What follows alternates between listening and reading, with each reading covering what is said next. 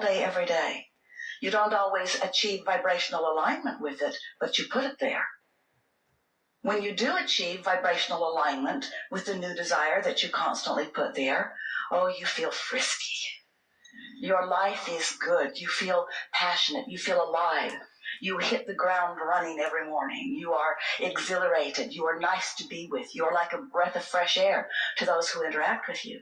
You feel good. You look good. Everything about you is vital and alive. You are who you were born to be. But if you have put things into your vortex that, for whatever reason, you are in this moment not vibrationally up to speed with, if you're focused upon the absence of something you want, or focused upon anything unwanted, even for a moment, even in the excuse, and it's a good one, of adding more desire to your vortex, no matter what, when you're focused in opposition to what's in your vortex, you experience in that moment a diminished life experience. And that diminishment can be quite broad in range. It can be as insignificant as a little subtle feeling of negative emotion, which is just guidance. It says, you could sharpen up your focus here a little bit and become in vibrational match to who you really are if you wanted to. But no worries, you can focus on the absence of what you want. And if you do it seldom, or if you do it on things that don't matter that much to you, you can get away with it, and you can have this low level of negative emotion. You can feel ornery. You could feel a little frustrated about something. But if you really focus upon unwanted things, if you make them a fixation, if you get obsessed with something that isn't going the way you want it to go, and you begin giving more and more of your attention to it, then you chronically hold yourself in vibrational discord to who you really are, to what you've expanded to what's in your vortex. And when you do that, you feel stronger consequences of the misalignment. Self-imposed consequences, because you could tune yourself into alignment with who you are, or you can tune yourself out of alignment with who you are. And to be really fair with you, we don't know any of you who deliberately tune yourself out of alignment. You don't mean it. You don't say, I'm going to worry about that thing I've been worried about, and I'm going to draw a lot of people into conversation about it with me too. In fact, I think I'll join a group online where we can really chew on this thing that we don't want. You don't deliberately say, I'm going to focus to bring myself out of alignment. You just do it because it's easier to focus upon what's active in your vibration than it is to focus yourself into a better feeling vibration. We love you very much, but it's just laziness. It really is. Now, law of attraction is enabling your laziness, because law of attraction brings you more of what you've been thinking about. So if you've been harping on something, fixated on it, thinking about it maybe only even a little bit, law of attraction says, not literally, but it feels this way to you. It's as if law of attraction is saying, oh, you like that negative thought? Here's another one a lot like it. And here are some people who feel the same way that will discuss it with you. In fact, law of attraction says, we will surround you by all things active in your vibration. So if you want to know what's active in your vibration, look around you. Look around what goes on day by day and notice the things that you are obsessed with, the things that are surrounding you, the things that, here's the best word, the things that you are rendezvousing with. The things, the ideas, the thoughts that you are rendezvousing with are just cooperative components to your active vibration. The people who are coming around you are just cooperative components to your active vibration. So if you want to know what your active, you're often active, you're chronic, if you want to know what your point of attraction is, it's not hard to figure out because you're surrounded by your point of attraction. So if you get on a jag where it feels to you like you're being mistreated everywhere you turn, it's a clue. If nice people are coming up everywhere you go, that's a clue too. If your heart is singing, that's a clue. If you feel ornery, that's a clue. In other words, it's not only what you're feeling, it's what's manifesting. This is all evidence of what you've got going on vibrationally. So we want to be clear about this vortex because we want to remind you that you were source energy before you came into this body, but even though you're now in this body, you are still mostly source energy. The larger part of you did not come into this physical body with you. The larger part of you remains as non-physical energy, projecting life force and well-being to you at all times, holding a steady, consistent tone of well-being, holding it for you, not asserting it to you, not projecting it to you, holding the vibrational tone that is the vibrational DNN, core, very core, basic essence of that which you are. It's like the light is always on at home where you have come from. So that vibration is always there for you. And here you are out in the world, focused in this physical body, exploring through the details. And when contrast helps you to know what you don't want, you send a vibrational rocket forward into the vortex, into this vortex of attraction that we are talking about, to where your inner being dwells. You send this advance in terms of manifestation, vibrational rocket forward, and the larger part of you expands because of the desire that you've established. The reason that the larger part of you expands immediately is because the larger part of you becomes an immediate vibrational match to that expansion. For example, if you don't have enough of something you want and you ask for more of it, the larger part of you immediately becomes the vibrational equivalent of that expansion. More clarity, done.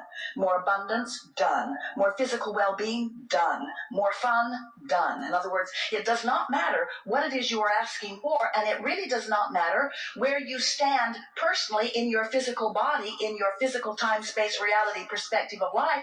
It does not matter where you stand in relationship to your vortex. In other words, you could be really in a terrible state of mind and launch a rocket of desire from that place. Your inner being becomes the equivalent of the expansion immediately. So what that means to you is, because you keep causing the expansion, if you don't go, then the vibrational distance or difference between who you're letting yourself be because of the thoughts you're thinking all day long and who you've become because of the exposure to contrast that you have allowed becomes so wide that there is a discord, there's a disparity, there's resistance. You're just not letting yourself be, when you stand in negative emotion, vibrationally up to speed with who you are. And in fact, that is all that negative emotion is. So let us put it to you simply. If your life didn't cause you to expand, you'd never have negative emotion, because without expansion, there would never be any gap for you to close. So some say, in fact, we find it frequently, even in audiences like this, some say, I'm pretty much done with expansion because it's painful to want things that I can't figure out how to achieve. And we say, you're missing the whole point. You've already achieved the expansion. All you got to do is believe it, and it will be yours on all fronts. But humans say, oh, Abraham, it's easier for you to believe because you're not waiting for the manifestation. And we say, that's a clue. That's a clue. If you could stop letting the way you feel be dependent upon what's manifesting, how fast it's manifesting, and instead you could let your whole desire be to be aware of your indicator of alignment or resistance, of joy or frustration or worse. If you could let your entire caring be about vibrational alignment, it is our promise to you that the manifestations will take care of themselves so quickly.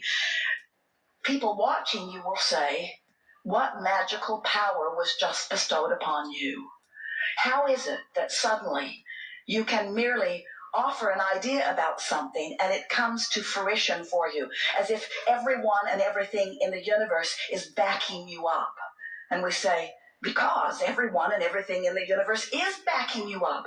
You are supposed to feel good. You are creative genius. You just got to get control of your vibration. You just got to get control of this creative mechanism that you were born with. And the way you get control of it is by understanding it, by understanding that it is emotionally based.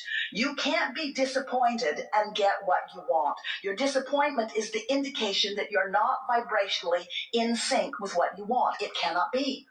And you can't use enough words to explain it. Oh, universe, let me explain to you how much I need this.